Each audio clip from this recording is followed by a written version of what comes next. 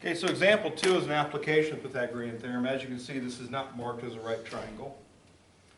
Triangle NOM here has three sides given, 20, 21, and 29, and our task is to determine if the following is a right triangle. Now, again, it's not a right triangle yet. We haven't determined it is, but we want to see if it is a right triangle. If it is a right triangle, the Pythagorean theorem should work on it. So leg squared plus leg squared equals hypotenuse squared. It's up to us to assign which are legs and which are hypotenuse in this.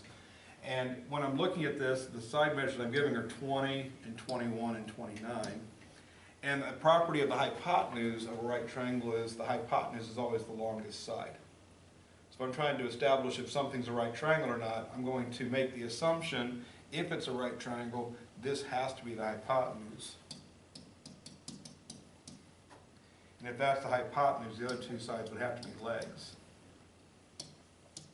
Again, it's not officially a right triangle yet, so it doesn't officially have those parts yet, but I'm just making the assumption, if it's a right triangle, that's the setup of the leg, and hypotenuse in this scenario. Okay?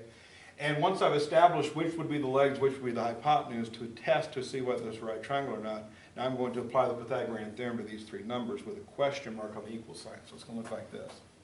One leg squared plus the other leg squared possibly equals the hypotenuse squared.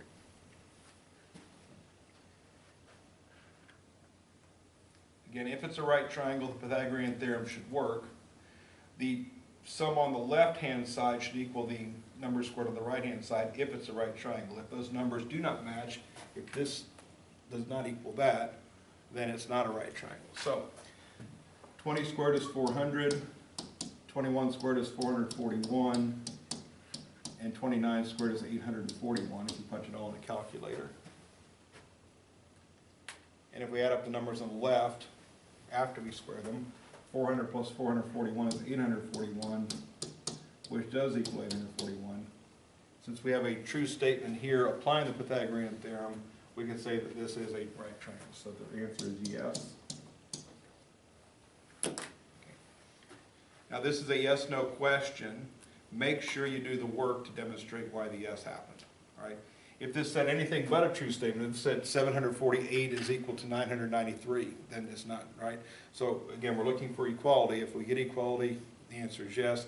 Any false here means no. So the Pythagorean theorem has to work. But again, small squared plus small squared equals big squared is the setup you need to apply when you're doing this. The hypotenuse should be the longest side always. So when you're testing it, that's the only test you have to run. You don't have to do this squared plus this squared maybe equals that squared. That'll never happen. So the biggest by itself, the smallest on the other side.